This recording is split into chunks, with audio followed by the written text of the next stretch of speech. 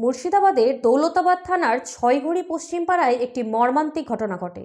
22 বছরের যুবক শামিউল শেখ ইলেকট্রিক কাজ করার সময় দুর্ঘটনার শিকার হয়। তিনি স্থানীয় আবুল কালাম শেখ এবং রিনা বিবির একমাত্র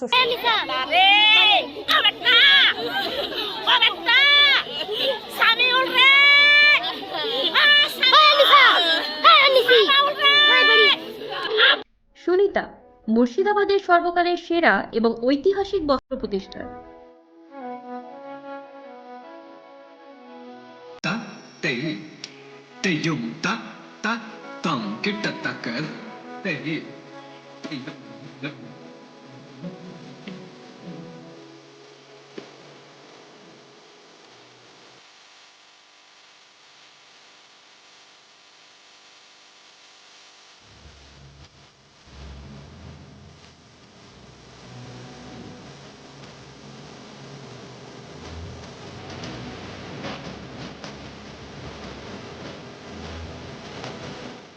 বিয়ের কেনাকাটা থেকে শীতের পোশাক, নামি ব্র্যান্ড, সেরা দাম, একটাই নাম সুনিতা।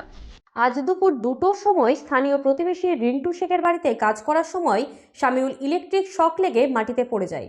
প্রতিবেশীরা দ্রুত তাকে ইসলামপুর গ্রামীণ হাসপাতালে নিয়ে যায়। সেখান থেকে বহরমপুর মেডিকেল কলেজ ও হাসপাতালে রেফার করা হলে চিকিৎসক তাকে মৃত বলে ঘোষণা করেন।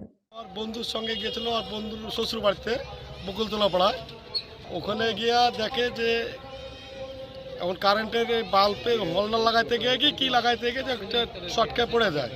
এবার এখানে প্রথমত ট্রিটমেন্ট হয়, মানে সবাই গায়ে হাত পায়ে তেল দিয়ে ডলার পরে প্রাথমিক চিকিৎসা করার পরে আমরা ইসলামপুরে পাঠাই। ইসলামপুর থেকে আবার ট্রান্সফার করে বহরমপুর পাঠাই। বহরমপুরে গিয়ে দেখতে শোনা যাচ্ছে এখন ডেড বডি হয়ে গেছে। এলাকাবাসী বলতে আমাদের গ্রামে একটা বার্ষিক জলসা আছে। এবার এই সংবাদটা পাওয়ার পরে সবাই মানে মর্মাহত। স্থানীয় সূত্রে জানা যায় শামিউল শেখ বেঙ্গালুরুতে রং মিস্ত্রির কাজ করত এবং 25 দিন আগে বাড়ি ফিরেছিল। তার বিয়ে হয়েছিল মাত্র 1 বছর আগে। গ্রামের ইসলামিক ধর্মসভার দিনে এই মর্মান্তিক ঘটনায় এলাকায় শোকের ছায়া নেমে এসেছে। পরিবারের একমাত্র ছেলেকে হারিয়ে শোকে ভেঙে পড়েছে তার পরিবার। আজকে আমাদের ছয়ঘড়ি পশ্চিম পাড়া হাফিজিয়া মাদ্রাসার বাৎসরিক জালসা, বহু লোকের সমাগম হয়। সেই দিন হঠাৎ আমাদের মাদ্রাসার পাশেই কাছে আমাদের এখানকার ছেলে শামিউল ইসলাম আজ বিদ্যুৎপৃষ্ট হয়ে মারা গেছে। খুব মর্মান্তিক ঘটনা। আমাদের আজকের জালসার দিন মানুষ একটু আনন্দ ফুর্তি করে, বছরকার দিন আমাদের এটা, কিন্তু আজকে আমরা সত্যিই আজকে মর্মাহত যে আজকে আমাদের একটা তরচাদার ছেলে আমাদের মারা গেল বিদ্যুৎপৃষ্ট হয়ে। হঠাৎ আমরা কাজ করছিল, যেভাবে হোক ওরা হ্যান্ডেলটা নামিয়ে করছিল কি করেনি, হয়তো শর্ট সার্কিটে সেইভাবে ওরা বিদ্যুৎপৃষ্টটা হয়ে গেছে। বাড়ি কানেকশন।